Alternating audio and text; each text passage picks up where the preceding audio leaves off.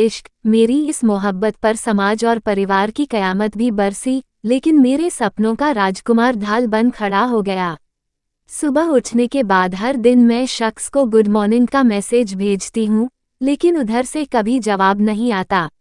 जानती हूँ वो मुझे जवाब नहीं देगा, मेरा साथ नहीं देगा, फिर भी मैं उसको खुद में जिंदा रखती हूँ, उससे बेइंतहा मोहब्बत करती हूँ। मुझे आज भी याद है कि कॉलेज का पहला दिन था। थोड़ा सहमी और सकुचाती हुई मैं क्लास में पहुंची। अपने आसपास बैठे सहपाठियों पर नजर डाली। सहपाठियों से बात करने के लिए खड़ी हुई ही थी, तभी 3-4 लड़के लड़कियां दंदनाते हुए क्लास में आ धमके। हम लोग कुछ समझ पाते इससे पहले ही उन्होंने अपना फरमान सुनाया, क्लास के बाद सभी को हॉल में आना है।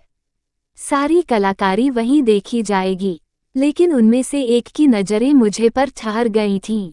हालांकि जैसे ही मैंने देखने की कोशिश की, उसने हेकड़ी दिखाते हुए घोषणा की सबको टाइम पर पहुंचना है।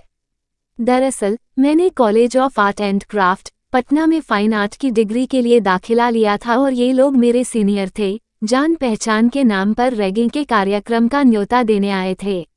अपने सभी सहपाठियों के साथ मैं भी हॉल में पहुंच गई। रैगिंग का कार्यक्रम शुरू हुआ। मेरे साथियों को एक से बढ़कर एक ऊटपटांग टास्क दिए गए, लेकिन जैसे ही मेरा नंबर आया, तभी क्लास में मुझे गौर से देखने वाले उस लड़के ने हाथ से इशारा कर अपने साथियों से रुकने को कहा। फिर मुझसे कहा, तो तुम आर्टिस्ट बनोगी, चलो मेरा पोर्ट्रेट बनाओ। फिर देखते हैं कि तुम आर्टिस्ट बनोगी या पेंटर बाबू।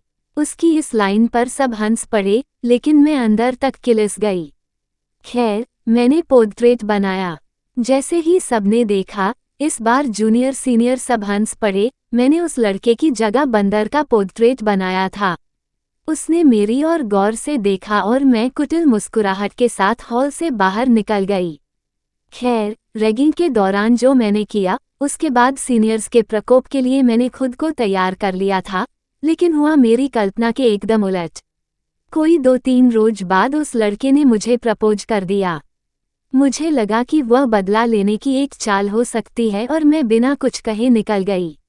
दिन महीनों में बदलते गए, लेकिन मेरी बेरुखी से वो तंग नहीं आया। जहां जरूरत होती, वहां वो मेरी मदद को खड़ा मिलता। आखिरकार मुझे भी उसके प्यार से प्यार हो गया। मेरी जिंदगी बिल्कुल परियों की कहानी जैसी हो गई। मेरी इस मोहब्बत पर समाज और परिवार की कयामत भी बरसी, लेकिन मेरे सपनों का राजकुमार ढाल बन खड़ा हो गया। उसने मुझे ऊंची उड़ान के लिए हुनर के पंख थमा दिए, मेरे सपनों को आसमान दिया। वो मेरी छोटी बड़ी हर ख्वाहिश पूरी करता और इस तरह 24 साल गुजर गए और उसने मेरी जिंदगी से शॉर्टकट ले लिया। अब वो इस दुनिया में नहीं है, लेकिन मेरे मोबाइल में उसका नंबर है, जिससे मैं उसको अपनी सारी बातें कहती हूँ। बस जवाब की उम्मीद नहीं रखती।